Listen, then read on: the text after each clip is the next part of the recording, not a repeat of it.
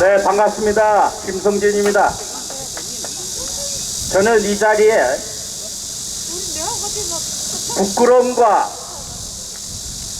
또한 분노의 마음을 가지고 이 자리에 섰습니다. 부끄러움은 제 선친이 함흥뿐인데 문재인의 아버지 또한 함흥입니다. 제 선친은 함흥고구 출신이고 문재인의 비는 함흥 농고를 나와서 흥남시청에서 농업대장으로 일한 것으로 알고 있습니다. 그래서 문재인이 죄를 빌어야 할 것을 어떻게 보면 저도 동양이기 때문에 부끄러운 마음으로 이 자리에 섰습니다. 문재인에게 강력하게 촉구합니다. 대한민국에 끼친 해악을 국민 여러분께 진심 어린 사과를 할 것을 우선 강력하게 촉구합니다.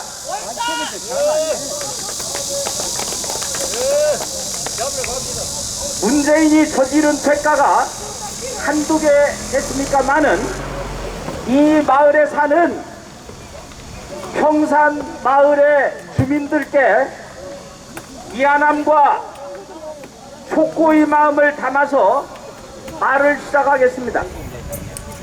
문재인은 자신의 자서전에서 스스로를 유배시키는 마음으로 양산에 돌아오겠다 이렇게 얘기를 했습니다. 그래서 문재인이 유배지로 스스로 택한 곳이 바로 이 평산마을입니다. 맞습니다.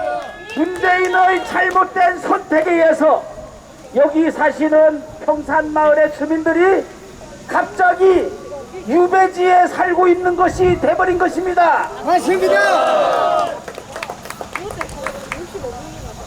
문재인은 스스로 셀프로 경호원을 수십 명을 늘려서 63명의 경호원을 두고 있습니다.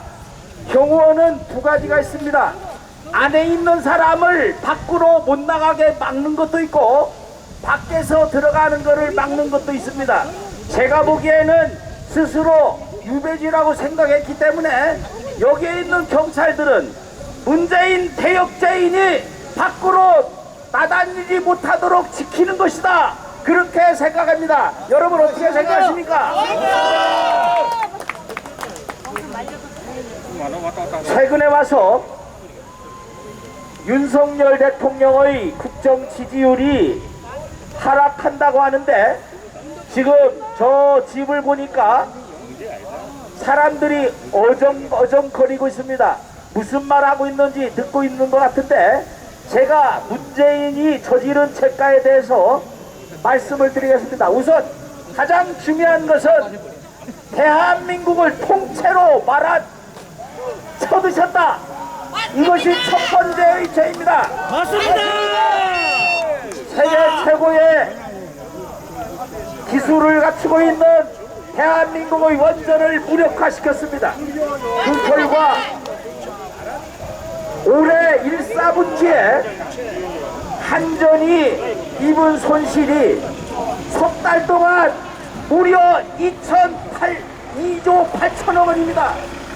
이제 7조 8천억 원. 1년에 그것도 아니고 1·4분기에 7조 8천억 원의 한전 손실액이 어떻게 해서 발생했습니까?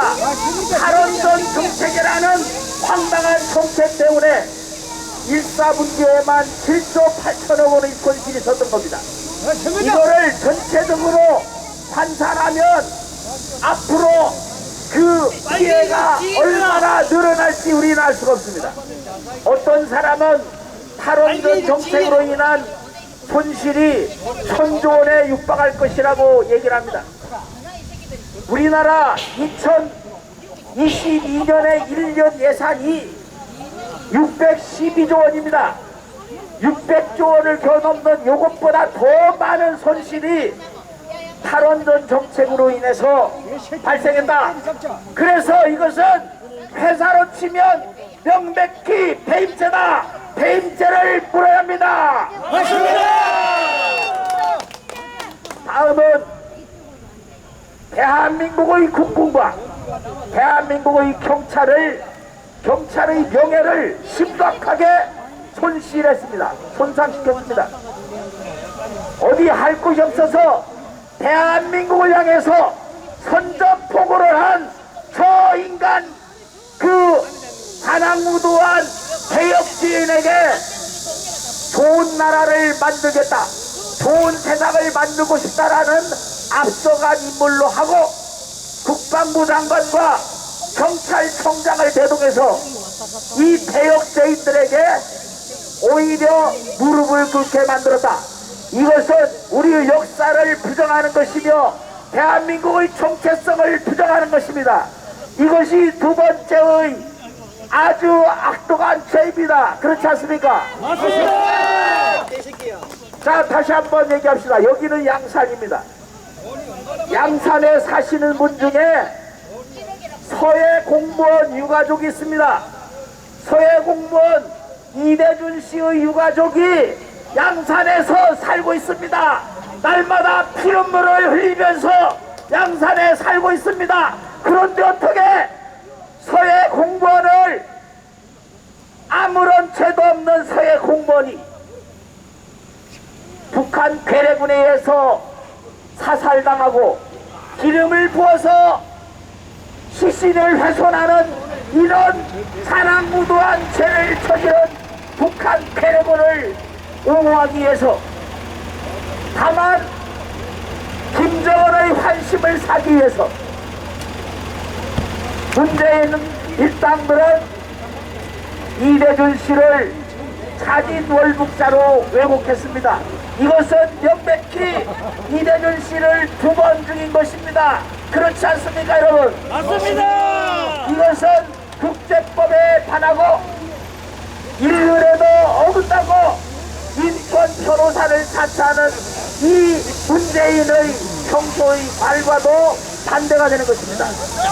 그래서 이런 자는 마땅히 자신이 말하는 북쪽으로 보내야 됩니다. 맞습니다. 중간에 한번 얘기를 합시다. 문재인을 북송하라! 묵살아! 북송하라! 묵살아! 북송하라! 묵살아! 그런데 부산에서 아세안 정상회담이 있었습니다. 김정은이라는 이 돼지 새끼를 부산의 아세안 정상회담에 초치하기 위해서 굴욕적으로 얘기를 했습니다.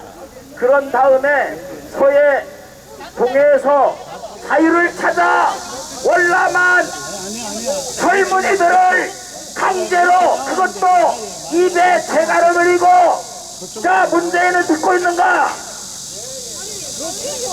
입에 대가를 물리고 눈에 안대를 씌우고 몸을 보승줄로 묶어서 그렇게 강제 송환하였습니다. 이것은 전세계 문명 국가들을 분노하게 만든 대한민국의 국위를 현저하게 떨어뜨린 엄청난 죄입니다.